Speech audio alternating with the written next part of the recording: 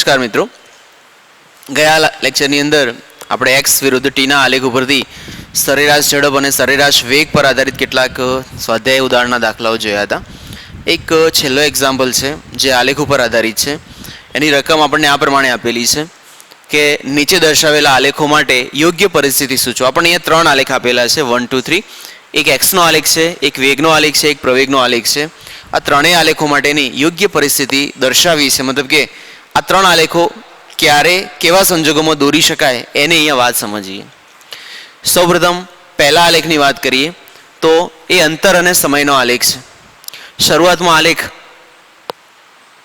ચડતી રેખા આપેલી છે અને ત્યારબાદ ઉતરતી રેખા છે.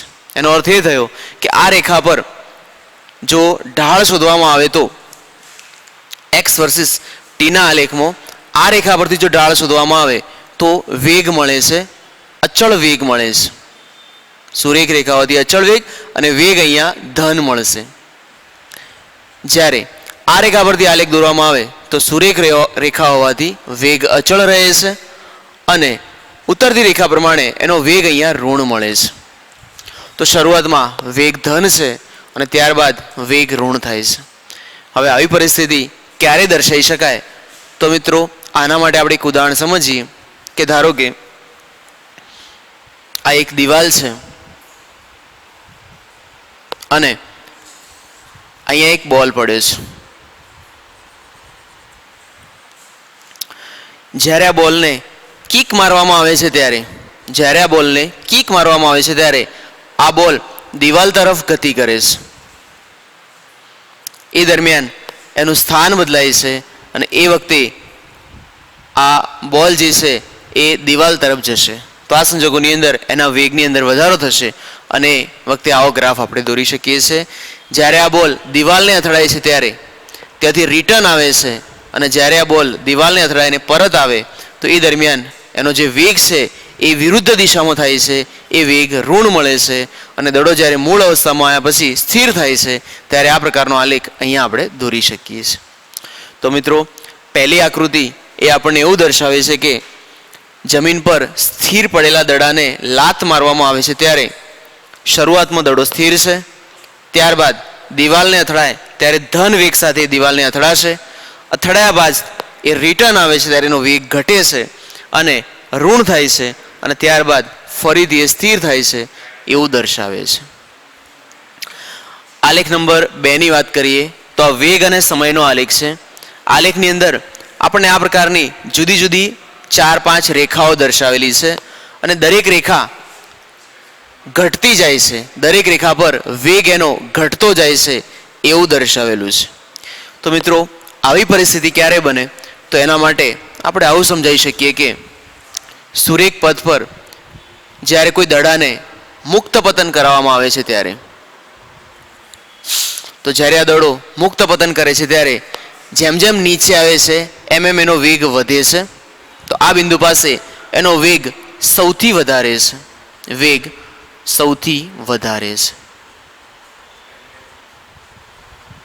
અહીંયા એનો વેગ 0 હોય છે જ્યારે અહીંયા વેગ સૌથી વધારે છે. હવે જ્યારે આ દડો જમીનને અથડાશે ત્યારે ત્યાંથી ફરીથી ઉછળે છે. તો અહીંયાથી આ બોલ ફરીથી ઉછળે છે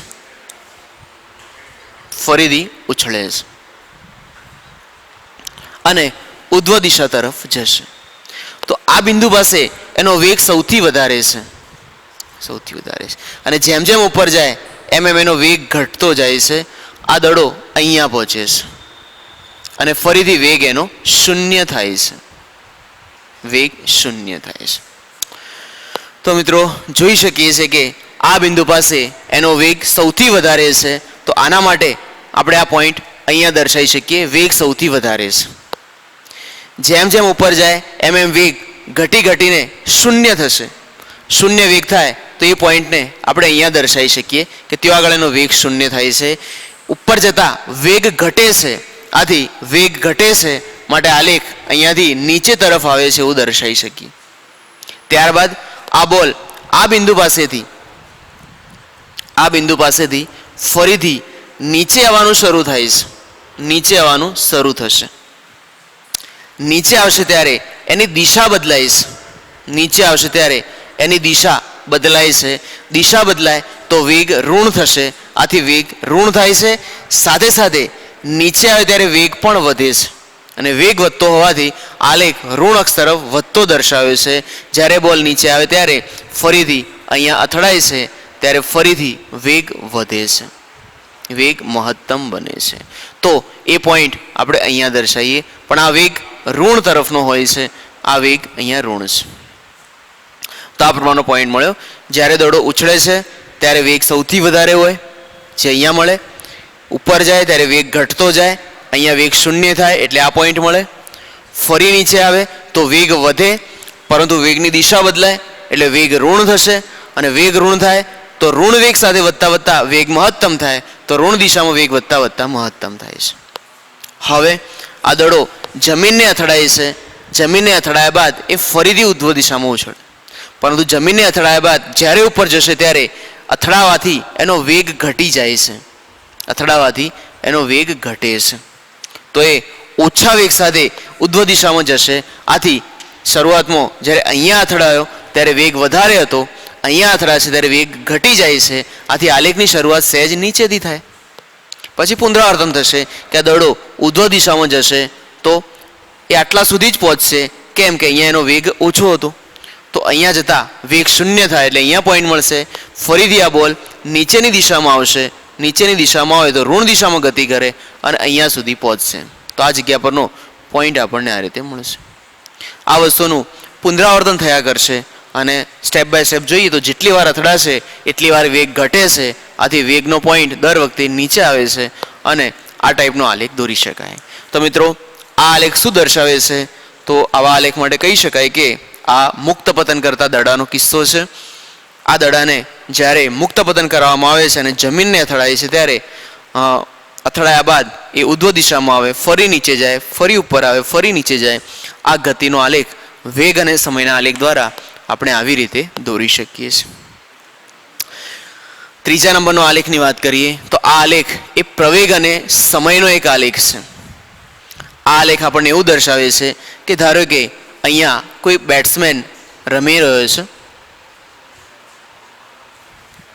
આ આલેખ આપણને એવું દર્શાવે છે કે શરૂઆતની અંદર અહીંયાથી જોઈએ તો આલેખનો પ્રવેગ શૂન્ય થાય છે, અહીંયા જતાં પ્રવેગ મેક્સિમમ થાય છે અને ફરીથી આગળ જતાં એનો પ્રવેગ શૂન્ય થઈ જાય છે. તો એકાએક પ્રવેગ વધે છે અને પ્રવેગ શૂન્ય થાય એવો એક કિસ્સો દર્શાવ્યો છે. તો આ જ સમજાવવા માટે આપણે એક ઉદાહરણ લઈએ કે જ્યારે બેટ તરફ કોઈ બોલર દડાને ફેંકે છે ત્યારે એ દડો અચળ વેગ સાથે ગતિ કરે છે, એનો વેગ અચળ છે. જ્યારે વેગ અચળ હોય તો કહી શકાય કે એનો પ્રવેગ શૂન્ય છે. જ્યારે આ દડો બેટને અથડાય છે ત્યારે બેટ વડે દડાને ફટકારવામાં આવે છે, આથી એનો વેગ વધે છે. વેગ વધે છે, વેગ વધે છે, આથી એ દરમિયાન એનો પ્રવેગ મળે છે. તો અહીંયા એનો પ્રવેગ મળે તો જ્યારે દડાને બેટ વડે ફટકારવામાં આવે ત્યારે વેગ વધતા પ્રવેગ મળે છે. તો એ વખતે આવો આલેખ દોરી શકાય છે. અને અથડાયા બાદ જ્યારે દડો રિટર્ન આવે છે ત્યારે ફરીથી એનો વેગ ઘટવા લાગે છે અને ફરીથી વેગ ઘટતા ઘટતા ઘટતા આખરે એનો વેગ ફરીથી અચળ થઈ જાય ત્યારે એ બરાબર શૂન્ય મળે છે. તો મિત્રો ત્રીજા નંબરનો આલેખ એવું દર્શાવે છે કે એ દડાને જ્યારે બેટ વડે ફટકારવામાં આવે ત્યારે બેટ દ્વારા સૂક્ષ્મ સમય માટે જે બળ લાગે છે એ બળ દરમિયાન અહીંયા પ્રવેગ મેક્સિમમ મળે છે અને ત્યારબાદ પ્રવેગ શૂન્ય મળે છે એવું દર્શાવે છે. તો મિત્રો ત્રણ આલેખો આપણને ત્રણ અર્થઘટન આપે છે. પહેલો આલેખ દડાને કિક મારતા દિવાલને અથડાય ત્યાંથી પરત આવે એવો કિસ્સો છે. બીજો આલેખ મુક્ત પતન કરતો દડો જમીનને અથડાય છે અને વારંવાર પુનરાવર્તનનો કિસ્સો છે. અને ત્રીજો આલેખ એ અચળ વેગથી ગતિ કરતો દડો બેટને અથડાય ત્યારે બેટ દ્વારા લાગતું બળ એ ત્રીજો આલેખનો કિસ્સો દર્શાવે છે. મિત્રો આગળ વધીએ. નવો મુદ્દો છે અચળ પ્રવેગી ગતિના સમીકરણો. અત્યાર સુધીમાં આપણે પથ લંબાઈ, સ્થાનાંતર, સરેરાશ ઝડપ, સરેરાશ વેગ, તત્કાલીન ઝડપ, તત્કાલીન વેગ, ત્યારબાદ એક્સ વિરુદ્ધ ટીના આલેખો અને વેગ વિરુદ્ધ ટીના આલેખ વિશે ભણી ગયા. એના ઉદાહરણના દાખલાઓ પણ આપણે ગણ્યા. હવે નવા ટોપિક તરફ આગળ વધીએ તો આપણો મુદ્દો છે અચળ અચળ પ્રવેગી ગતિના સમીકરણો. મિત્રો સૌપ્રથમ વાત કરીએ કે અચળ પ્રવેગી ગતિ કોને કહેવાય. સૌપ્રથમ આપણે વાત કરીએ કે અચળ પ્રવેગી ગતિ કોને કહેવાય. ગતિ એટલે શું? તો આ પ્રકારની ગતિ માટે આપણે એવું કહી શકીએ કે જ્યારે કોઈ પદાર્થ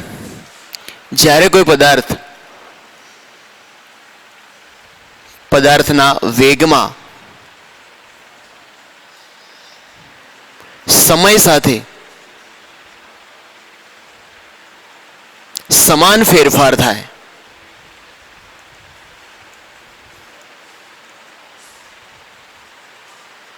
તો આ પ્રકારની ગતિને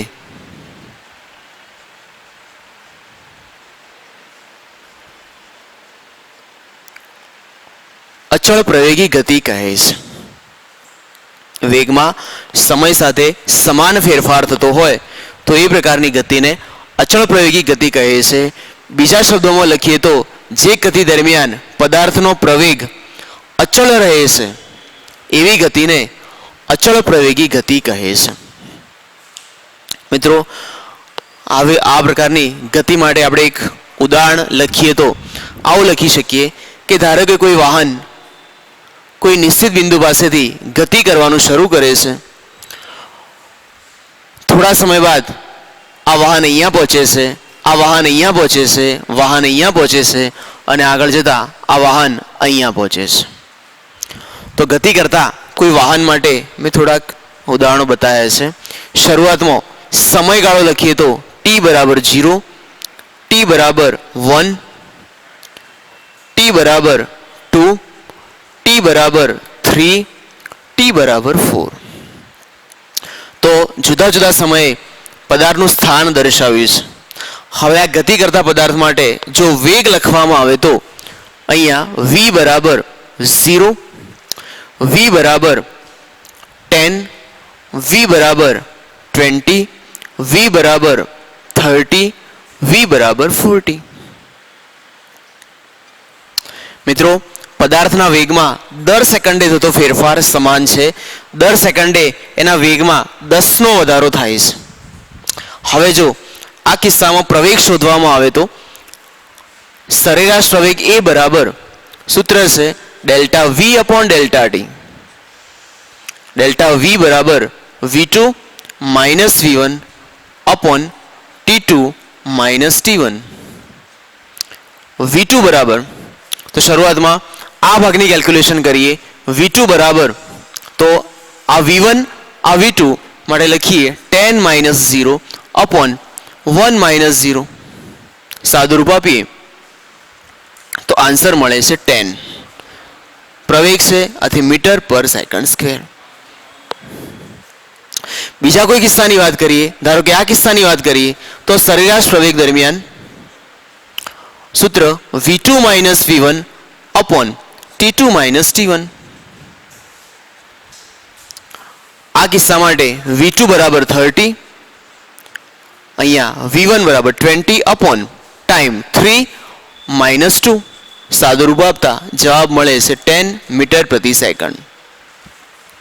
તો મિત્રો આ ગતિ માટે પ્રવેગ આપણને પહેલા એક્ઝામ્પલમાં પણ 10 મળે છે, બીજા એક્ઝામ્પલમાં 10 મળે છે, એટલે કે પદાર્થનો પ્રવેગ અહીંયા અચળ રહે છે.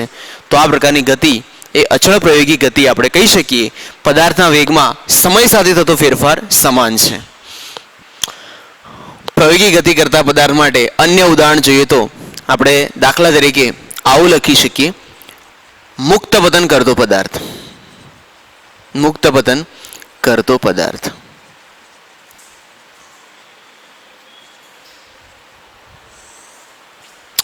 મુક્ત પતન કરતો પદાર્થ એ અચળ પ્રવેગી ગતિનું ઉદાહરણ છે. એક્ઝામ્પલ તરીકે જ્યારે કોઈ પદાર્થને ગુરુત્વાકર્ષણની અસર હેઠળ મુક્ત પતન કરવામાં આવે છે ત્યારે આ પદાર્થ અધો દિશામાં ગતિ કરે છે. મુક્ત પતન કરતા પદાર્થ માટે શરૂઆતનો વેગ v બરાબર 0 છે અને ત્યારબાદ જેમ જેમ પદાર્થ નીચેની તરફ ગતિ કરે એમ એમ એના વેગમાં વધારો થાય છે. v બરાબર 10, v બરાબર 20, v બરાબર 30. તો દર સેકન્ડે પદાર્થના વેગમાં થતો ફેરફાર સમાન છે, પદાર્થની આ પ્રકારની ગતિને પણ અચળ પ્રવેગી ગતિ કહે છે. જો પદાર્થને ઉર્ધ્વ દિશામાં ઉછાળવામાં આવે તો એવા કિસ્સાની વાત કરીએ. જો પદાર્થને ઉર્ધ્વ દિશામાં ઉછાળવામાં આવે તો આ પદાર્થને શરૂઆતનો વેગ ધારો કે 50 છે. હવે આ પદાર્થ જેમ જેમ ઉર્ધ્વ દિશા તરફ જશે તેમ તેમ એનો વેગ ઘટીને v બરાબર 40, v બરાબર 30, v બરાબર 20 અને જ્યારે મહત્તમ ઊંચાઈ પર જાય છે ત્યારે વેગ ઘટીને 0 થાય છે. તો આ પણ પ્રવેગી ગતિનું ઉદાહરણ છે. દર સેકન્ડે વેગમાં અહીંયા ઘટાડો થાય છે પરંતુ સમાન ફેરફાર છે, આથી અચળ પ્રવેગી ગતિ કહેવાય. વેગમાં ઘટાડો થતો હોવાથી આ પ્રકારની ગતિને અચળ પ્રતિપ્રવેગી ગતિ તરીકે આપણે ઓળખીશું. તો એ પ્રતિપ્રવેગી ગતિનું ઉદાહરણ છે. ગતિમાન વાહનને બ્રેક મારવામાં આવે અને જો વેગમાં થતો ઘટાડો સમાન હોય તો એ પણ અચળ પ્રવેગી ગતિનું ઉદાહરણ છે. આપણે આલેખની અંદર શીખ્યા હતા કે અચળ પ્રવેગી ગતિ હોય તો એ અચળ પ્રવેગી ગતિ માટેનો આલેખ કેવો મળે. તો આપણી પાસે કેટલાક રીડિંગ્સ છે. જો એ રીડિંગ્સનો યુઝ કરી અને આપણે ગ્રાફ દોરીએ તો આ પ્રમાણે દોરી શકાય. અહીંયા v લઈએ, અહીંયા t લઈએ, સમયગાળાને આ રીતે દર્શાવીએ 1, 2, 3, 4, વેગને દર્શાવીએ 10, 20, 30, 40 અને દરેક પોઈન્ટ્સ માટે 0, 0, 110, 220, 330. જો આલેખ દોરવામાં આવે તો એ આલેખ આપણને આ પ્રમાણે સુરેખ રેખા મળે છે. તો મિત્રો આવો સુરેખ આલેખ એ આપણને અચળ પ્રવેગી ગતિ દર્શાવે છે. તો મિત્રો અહીંયા અચળ પ્રવેગી ગતિ કોને કહેવાય એની વાત આપણે ટૂંકમાં સમજ્યા. આટલું યાદ રાખીશું કે દર સેકન્ડે વેગમાં થતો ફેરફાર સમાન હોય, પછી વધારો થાય કે ઘટાડો થાય એ પ્રકારની ગતિને અચળ પ્રવેગી ગતિ કહે છે. અને અચળ પ્રવેગી ગતિ માટે જો આલેખ દોરવામાં આવે તો એ આલેખ આપણને આ રીતે સુરેખ મળે છે. હવે આ પ્રકારની ગતિ માટે પ્રવેગી ગતિના કેટલાક સમીકરણો આપણે મેળવીએ. એ સમીકરણો મેળવવા માટે બોર્ડ ઉપર એક આલેખ દોરેલો છે, એ આલેખનો આપણે યુઝ કરીશું. આલેખ સુરેખ છે, જેનો અર્થ એવો થાય છે કે આલેખ એ આપણને અચળ પ્રવેગી ગતિ દર્શાવે છે. તો મિત્રો આલેખ ઉપરથી અચળ પ્રવેગી ગતિના સમીકરણો આપણે મેળવીએ. સૌપ્રથમ આલેખ ઉપરથી જોઈ શકાય કે અહીંયા શરૂઆતનો વેગ, આલેખની શરૂઆત v0 બિંદુથી થાય છે. એનો અર્થ એ થયો કે ગતિ કરતા પદાર્થ માટે v0 એ શરૂઆતનો વેગ છે. એ દરમિયાન જો સમયગાળો લખવામાં આવે તો t બરાબર 0 થશે અને આ બિંદુ પાસે પહોંચે ત્યારે એ પદાર્થનો વેગ v થાય છે. એ વખતે સમયની નોંધ કરીએ તો એ સમય થાય છે t. તો મિત્રો ગતિ કરતા પદાર્થ માટે આપણે આવું લખી શકીએ કે આકૃતિમાં દર્શાવ્યા પ્રમાણે, આકૃતિમાં દર્શાવ્યા પ્રમાણે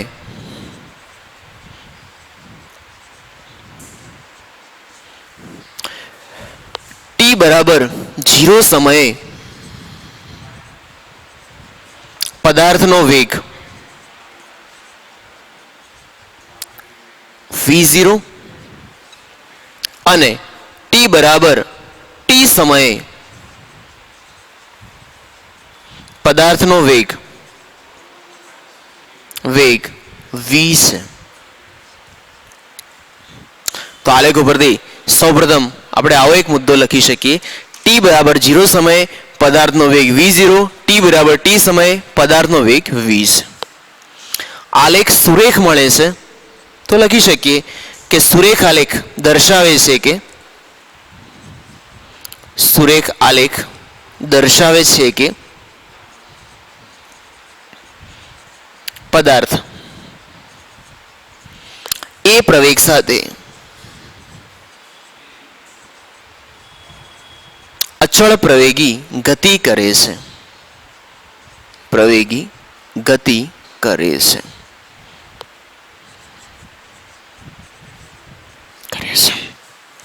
તો મિત્રો આલેખના આધારે આપણે બે મુદ્દાઓની વાત કરી કે વેગ અને પ્રવેગની અહીંયા આપણે વાત કરી. હવે આપણે 3 સૂત્રો તારવીએ.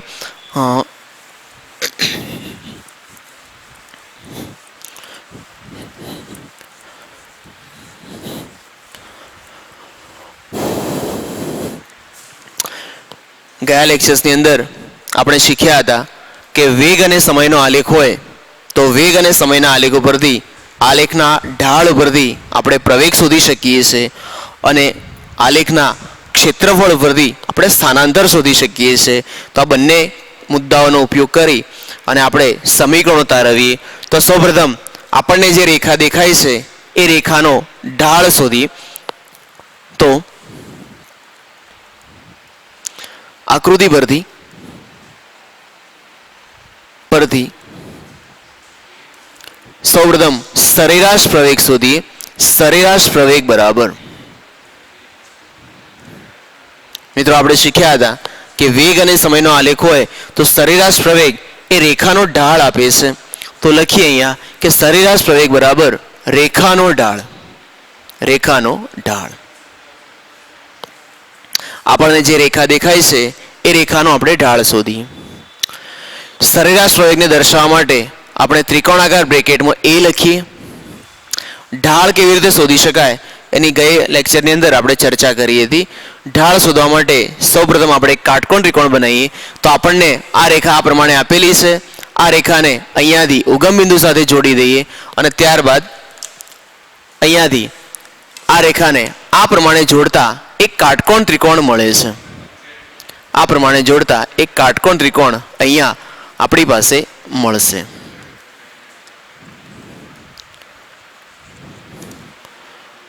પ્રમાણે એક કાટકોણ ત્રિકોણ મળશે. કાટકોણ ત્રિકોણમાં આ બિંદુને આપણે A વડે દર્શાવીએ, આ બિંદુને B વડે દર્શાવીએ અને આ બિંદુને C વડે દર્શાવીએ. આ રેખા x અક્ષ સાથે બનાવેલો ખૂણો થીટાને આપણે અહીંયા લખીએ. તો ઢાળ શોધવા માટે આપણે હંમેશા tan વિધેય લીધું છે. tan વિધેય એટલે કે સામેની બાજુ ભાગ્યા પાસેની બાજુ. તો સામેની બાજુ તરીકે AB મળે છે, જ્યારે પાસેની બાજુ તરીકે BC મળે છે. તો લખીએ AB upon BC. મિત્રો AB બરાબર શું આવે? તો આ ટુકડા માટે લખવું છે AB એટલે કેટલા? તો અહીંયા 20 છે, અહીંયા V0 છે, માટે લખી શકાય કે AB બરાબર V માઇનસ V0 થશે. ફરીથી સંખ્યા રેખા પર આટલું માપ V છે, આટલું માપ V0 છે, તો આ માપ V માઇનસ V0 જેટલું મળશે. હવે BC બરાબર કેટલા? તો અહીંયા T છે, અહીંયા 0 છે, તો આ માપ T આવશે. તો લખી શકાય કે AB બરાબર V minus V0 upon T. આલેખની અંદર આપણે શીખ્યા હતા કે જો રેખા સુરેખ હોય તો દરેક બિંદુ પાસેનો ઢાળ સમાન મળે છે, અને જો દરેક બિંદુ પાસેનો ઢાળ સમાન મળે તો એ અચળ પ્રવેગ દર્શાવે છે. અચળ પ્રવેગ હોય તો સરેરાશ પ્રવેગ અને તત્કાલીન પ્રવેગ સમાન થાય છે. આવા સંજોગોની અંદર આપણે સરેરાશ પ્રવેગને A વડે દર્શાવી શકીએ. અહીંયા મિત્રો એક નોટ લખીએ તો તમે યાદ રાખશો. અહીંયા આવું લખી શકાય કે રેખાનો ઢાળ, રેખા સુરેખ હોવાથી સરેરાશ પ્રવેગ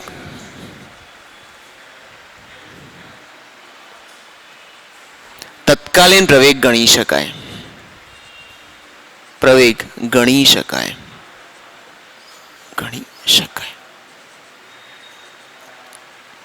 અને આ પરથી સરેરાશ પ્રવેગને તત્કાલીન પ્રવેગના સ્વરૂપમાં લખી શકીએ.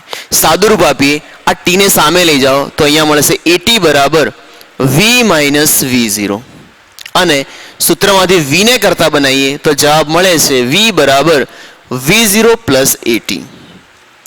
તો મિત્રો આ પહેલું સમીકરણ છે અચળ પ્રવેગી ગતિ માટે સમીકરણ નંબર 1, જે સૂત્રનો ઉપયોગ કરી અને આપણે અહીંયા વેગ શોધી શકીએ છીએ. સૂત્ર નંબર 1 આપો. તો મિત્રો આ સૌપ્રથમ સમીકરણ આપણે તારવ્યું. અચળ પ્રવેગી ગતિના સમીકરણો માટે આ વેગનું સમીકરણ છે. તો મિત્રો ફરીથી શું કર્યું આપણે? જે રેખા આપણને આપી હતી એ રેખાનો પ્રવેગ શોધ્યો. પ્રવેગ એટલે કે રેખાનો ઢાળ. ઢાળ શોધવા માટે એક કાટકોણ ત્રિકોણ તૈયાર કર્યો અને AB ભાગ્યા BC પ્રમાણે આવું એક સમીકરણ મેળવ્યું. અહીંયા સરેરાશ પ્રવેગને તત્કાલીન પ્રવેગ કેમ લઈ શકાય? તો વાત કરી કે જો રેખા સુરેખ હોય તો અચળ પ્રવેગ છે અને અચળ પ્રવેગ હોય તો સરેરાશ પ્રવેગને તત્કાલીન પ્રવેગ ગણી અને ત્રિકોણાકાર કૌંસ દૂર કરી આપણે આવું સમીકરણ મેળવ્યું. મિત્રો બીજા સમીકરણની વાત કરીએ તો વેગ અને સમયના આલેખ ઉપરથી ક્ષેત્રફળ શોધવામાં આવે તો એ ક્ષેત્રફળ આપણને સ્થાનાંતર આપે છે. તો અહીંયા સેકન્ડ નંબરની કેલ્ક્યુલેશન પ્રમાણે આલેખનું ક્ષેત્રફળ શોધીએ. આલેખનું ક્ષેત્રફળ શોધતા તે સ્થાનાંતર આપે છે. તે સ્થાનાંતર આપે છે. તો મિત્રો સ્થાનાંતર શોધવા માટે આપણે આવું સ્ટેપ લખી શકીએ. સ્થાનાંતર બરાબર આલેખ નીચે ઘેરાતા પ્રદેશનું ક્ષેત્રફળ. આલેખ નીચે ઘેરાતા પ્રદેશનું ક્ષેત્રફળ. પ્રદેશનું ક્ષેત્રફળ. હવે સ્થાનાંતર શોધવા માટે આલેખ નીચે ઘેરાતા પ્રદેશનું ક્ષેત્રફળ શોધીએ. સ્થાનાંતરને આપણે અહીંયા x વડે દર્શાવીએ તો x બરાબર મિત્રો આલેખ નીચે ઘેરાતો પ્રદેશ તો અહીંયા આપણી પાસે આ રેખા છે તો આલેખ નીચે ઘેરાતો પ્રદેશ એટલે આ બધો જ પ્રદેશ એની અંદર સમાવિષ્ટ કરવાનો થાય છે. આલેખ નીચે ઘેરાતો પ્રદેશ એટલે આ બધો જ પ્રદેશ એની અંદર આવી જાય છે. તો આલેખ નીચેના પ્રદેશ જોઈએ તો અહીંયા એક ત્રિકોણ બને છે અને એક ચોરસ બને છે. તો લખી શકીએ કે આલેખનું ક્ષેત્રફળ બરાબર એક લંબચોરસનું ક્ષેત્રફળ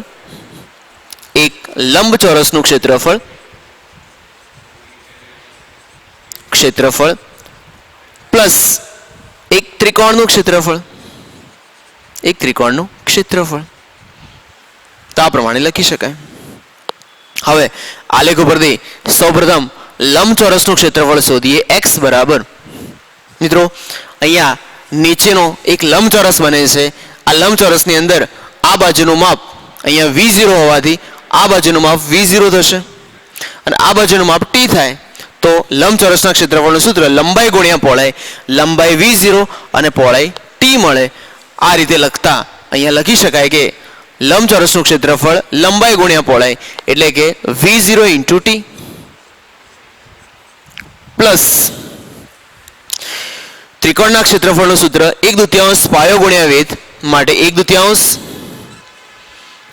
પાયા તરીકે શું લખી શકાય તો આ ત્રિકોણની અંદર આ t એ પાયો બતાવે છે માટે અહીંયા લખીએ t અને વેધ તરીકે શું આવે તો ઊભી રેખા એ વેગ બતાવે છે જે લખ્યું છે v - v0. તો આ રીતનું અહીંયા એક સૂત્ર મળે છે.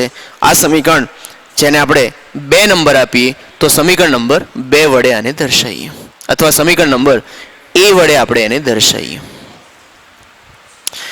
જે સમીકરણ આપણે અહીંયા મેળવ્યું છે એ અચળ પ્રવેગી ગતિનું સમીકરણ નથી પરંતુ આ સૂત્ર પરથી બીજા કેટલાક સૂત્રો આપણે તારવીશું માટે અહીંયા આ સમીકરણને આપણે એક નંબર આપ્યો છે સમીકરણ નંબર a. હવે પ્રવેગી ગતિનું સમીકરણ લાવવા માટે સમીકરણમાં v - v0 ની કિંમત આપણે અહીંયા મૂકીએ.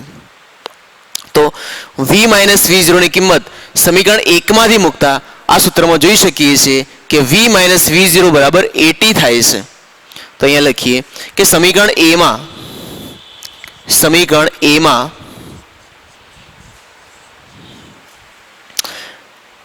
1 માંથી v - v0 બરાબર at મૂકતા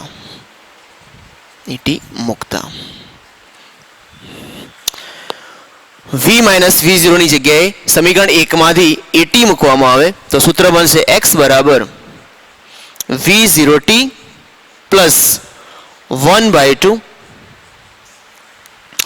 v - v0 બરાબર at મૂકીશું at અને આ t છે એ પણ લખી દઈએ t. તો સાદું રૂપ આપતા સૂત્ર બનશે x બરાબર v0t પ્લસ 1/2 at². તો આ સમીકરણને આપણે અહીંયા 2 નંબર આપીશું સમીકરણ નંબર 2. તો આ અચળ પ્રવેગી ગતિ માટે સમીકરણ નંબર 2 છે. તો મિત્રો અહીંયા આપણે બે સૂત્રોની તારવણી કરી.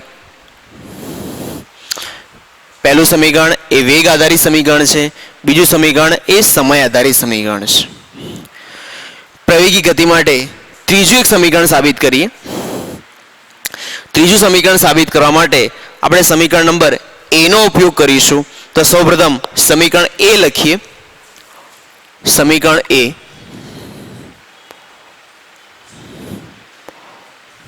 સૂત્ર હતું x બરાબર v0t plus 1/2 t v minus v0. મિત્રો પ્રથમ સમીકરણની અંદર સમય આવે છે, બીજા સમીકરણની અંદર પણ સમય આવે છે. આપણે એવું સૂત્ર તૈયાર કરીએ કે જેમાં સમય એબ્સન્ટ હોય. તો અમુક ક્વેશ્ચન સોલ્વ કરવા માટે કોઈ એક્ઝામ્પલ એવો હોય કે જેમાં સમય આપેલો ના હોય, તો એવા સંજોગોમાં પણ આપણે આ સૂત્ર મૂકી અને એક્ઝામ્પલ સોલ્વ કરી શકીએ. તો આ સમીકરણ આપણે સમયને દૂર કરી અને બનાવવું છે. તો સૌપ્રથમ સમીકરણમાંથી સમયને કરતા સમયના સ્ટેપને એક રીતે લખીએ તો x બરાબર જો આનું સાદુરૂપ આ રીતે આપીએ v0t પ્લસ આ પદને અંદરની સાઈડ ગુણીએ તો 1/2 vt માઇનસ 1/2 v0t. અહીંયા 1/2 t ને અંદરની સાઈડ મલ્ટીપ્લાય કર્યા છે. સમીકરણમાંથી x બરાબર v0t અને માઇનસ 1/2 v0t અને અહીંયા લખ્યું છે 1/2 vt. તો સૌપ્રથમ આપણે આ પદ લખીએ 1/2 vt અને હવે v0t માંથી માઇનસ 1/2 v0t બાદ કરીએ તો આપણને આન્સર મળશે પ્લસ 1/2 v0t. ફરીથી v0t માંથી 1/2 v0t બાદ કરીએ તો 1/2 v0t રહેશે અને સાદુરૂપ આપીને ગોઠવીએ તો જવાબ થશે x બરાબર 1/2 v plus v0 into t. તો આ રીતનું આપણે અહીંયા એક સમીકરણ મળે છે. હમણાં વાત કરી કે આપણે ત્રીજું સમીકરણ એવું બનાવીએ કે જેમાં સમય ના આવતો હોય, અને સમય ના આવતો હોય તો સમીકરણમાંથી t ને દૂર કરીએ. સમીકરણમાંથી t ને દૂર કરવા માટે ફરી સમીકરણ નંબર 1 નો ઉપયોગ કરીએ અને સમીકરણ 1 માંથી t ને કરતા બનાવીએ. તો અહીંયા લખીએ કે સમીકરણ 1 માંથી t બરાબર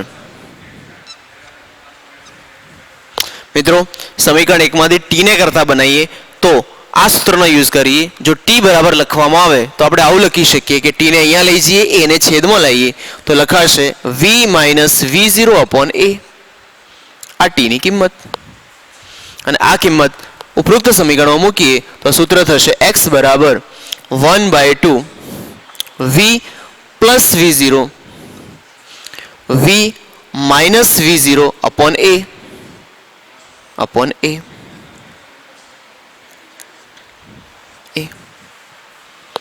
સાદુરૂપ આપીએ x બરાબર 1/2 v plus v0 v minus v0 તો v વત્તા v0 કૌંસમાં v માઇનસ v0. આનું સાદુરૂપ શું મળે? તો ગણિતના અવયવ પ્રકરણનો યુઝ કરીએ કે જો a માઇનસ b અને a પ્લસ b હોય તો આપણે લખીએ છીએ a square minus b square.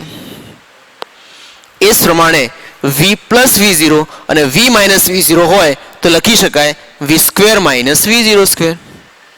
જેને અહીંયા મૂકીએ તો લખીશું v square minus v0 square upon a. અને હવે આ 2a ને સામે લઈ જવામાં આવે તો સૂત્ર થશે 2ax બરાબર v square minus v0 square. આને આ રીતે લખી દઈએ v square minus v0 square બરાબર 2ax. તો આ અચળ પ્રવેગી ગતિ માટે સમીકરણ નંબર 3 છે, જેને આપણે આ રીતે તારવી શકીએ છીએ. તો મિત્રો અહીંયા આપણે અચળ પ્રવેગી ગતિ માટે 3 સૂત્રો સાબિત કર્યા. પહેલું સમીકરણ જે વેગ આધારિત સમીકરણ છે, બીજું સમીકરણ એ સ્થાનાંતર આધારિત સમીકરણ છે, અને ત્રીજું સમીકરણ એ સમીકરણ જેમાં સમય આવતો નથી એવું ત્રીજું સૂત્ર આપણે આ પ્રમાણે બનાવ્યું. તો ત્રણેય સમીકરણો એ અચળ પ્રવેગી ગતિના સૂત્રો છે. મિત્રો, આપણે અત્યારે અચળ પ્રવેગી ગતિના સમીકરણો ભણી ગયા. આ સમીકરણો પ્રમાણે v0 એ પ્રારંભિક વેગ છે, v એ અંતિમ વેગ છે. તો અહીંયા આપણે આ રીતે યાદ રાખીશું કે સમીકરણમાં v0 એ પ્રારંભિક વેગ દર્શાવે છે, v એ અંતિમ વેગ છે, t એ સમય દર્શાવે છે, a એ પ્રવેગ દર્શાવે છે, જ્યારે x એ સ્થાનાંતર દર્શાવે છે. અહીંયા જે ત્રણ સૂત્રો આપણે બનાવ્યા એ સૂત્રો દરમિયાન પદાર્થનું પ્રારંભિક સ્થાનાંતર આપણે શૂન્ય ગણેલું છે, પરંતુ હવે કિસ્સાની વાત કરીએ કે જો આ પ્રમાણે હોય તો t બરાબર 0 સમયે પદાર્થનું પ્રારંભિક સ્થાન x0 અને t બરાબર t સમયે પદાર્થનું અંતિમ સ્થાન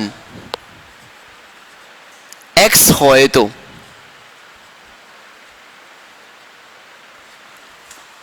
જ્યારે થિયરી સોલ્વ કરી ત્યારે પદાર્થનું પ્રારંભિક સ્થાન આપણે શૂન્ય ગણેલું છે, પરંતુ જો પ્રારંભિક સ્થાન x0 હોય તો આવા કિસ્સામાં આ ત્રણ સૂત્રો કેવી રીતે લખી શકાય?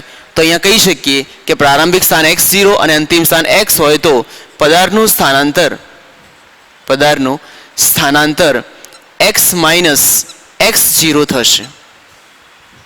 અને હવે જો ત્રણ સૂત્રો લખવામાં આવે તો પ્રથમ સૂત્ર v બરાબર v0 પ્લસ at, આ સૂત્રમાં કંઈ ખાસ ફરક નહીં પડે.